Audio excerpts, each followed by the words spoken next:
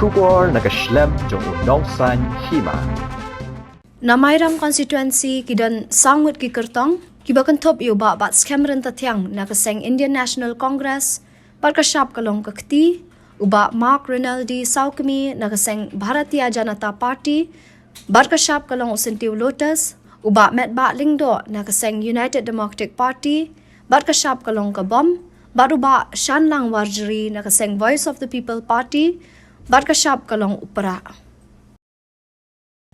Namau That Raishan constituency kidan sangut ki Kyrtong kini ki kentop yakakong Biolinda El Nonglan nakaseng National People's Party barkashap kalong kakon uba Brolding Nong Seat nakaseng United Democratic Party barkashap kalong kabom kakong Darikemen El Marshalong nakaseng Bharatiya Janata Party barkashap kalong usentiu Lotus uba 14 San Lingkhoy nakaseng Indian National Congress barkashap kalong kakti baruba Shakliar Warjari nakaseng Hill State People's Democratic Party barkashap kalong using.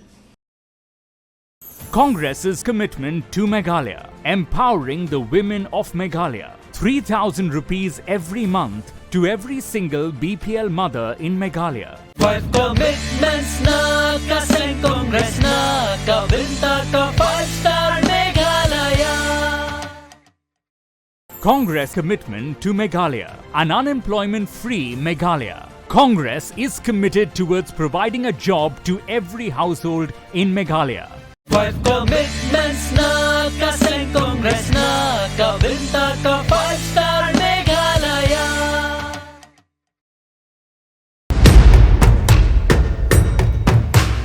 Kajing say so ha ka rap karyang kajing kmen ya kinong rap. Anda la pentrikam ka TMC ha ka ba shipawa jarting ka shisnem anya rap pisa ya baro kinong rap ha ka jilla lingba ka jingpen mi ya ka scheme with my farm Farmers Assistant for Rural Meghalaya. Hakane ka apnyo trek urumphang Jan ya ka sap jong phi haki artli ki sentil bat kershan ya ka Meghalaya TMC.